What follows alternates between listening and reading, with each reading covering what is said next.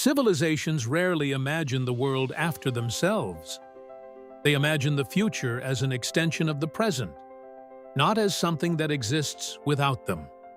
Even when collapse is acknowledged intellectually, it is softened by the assumption that continuity will persist in some recognizable form. History shows otherwise.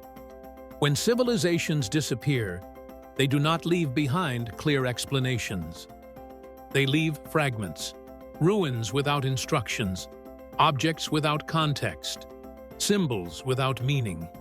To those who come later, the past becomes a puzzle assembled from incomplete pieces. What survives is interpreted through the lens of a new world, not the one that created it. This is how misunderstanding begins. Ancient civilizations did not expect to become archaeology. Their cities were built to be lived in, not studied. Their systems were designed to function, not to explain themselves to future societies. When collapse came, it broke the chain of interpretation. What followed was silence. Centuries later, new civilizations encountered the remains of old ones and filled the gaps with imagination. Practical structures became sacred. Infrastructure became ritual. Engineering became myth. The intentions of the past were rewritten to fit the worldview of the present. The same will happen to us. Future societies, whether human or otherwise, will not inherit our explanations. They will inherit our leftovers, data without software, buildings without purpose, technology without context. They will study what endures, not what mattered most. Our skyscrapers may be mistaken for monuments of worship rather than commerce. Our satellites may be interpreted as symbols rather than tools. Our digital records may survive as fragments divorced from meaning, if they survive at all. The vast majority of our knowledge exists in fragile formats. It depends on electricity, networks, and compatibility. Without continuous maintenance, it disappears faster than stone ever did. Future archaeologists may find our ruins impressive, but puzzling. They may see abundance and assume stability. They may see scale and assume control. They may never fully grasp how dependent our civilization was on uninterrupted systems. They will likely underestimate our vulnerability. History shows that future societies often imagine past civilizations as either more primitive or more enlightened than they truly were. The truth is usually more complex. Civilizations are mixtures of brilliance and blindness, innovation and denial. Our civilization is no different.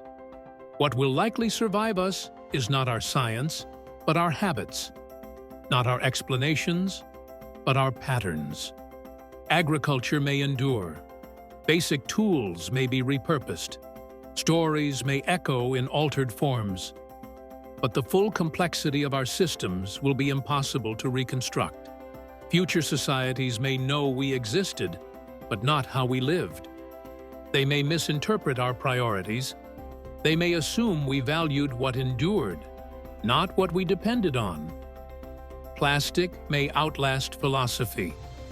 Concrete may outlast compassion. The material record does not preserve intention. This creates a distorted memory. Future civilizations may look at our collapse, if and when it occurs, and debate its cause. They may blame catastrophe, invasion, or fate. They may never fully understand the slow accumulation of decisions that led to it. Collapse rarely looks dramatic from the inside. It looks like normal life continuing under increasing strain. Ancient people did not know they were living in the final generations of their civilizations. They planned futures that never arrived. They built structures meant to last. They assumed tomorrow would resemble today. We do the same. What comes after us will not be a clean break. It will be uneven. Some regions will retain continuity. Others will fragment. Knowledge will survive in pockets. Skills will be preserved selectively. Future societies may rebuild using our ruins without understanding them. They may copy forms without grasping function. They may inherit technologies they cannot reproduce. This has happened before. The idea of after us often provokes fear, but history suggests something quieter. Life continues. Humans adapt. New cultures form. Old identities fade. The world does not end. It changes shape.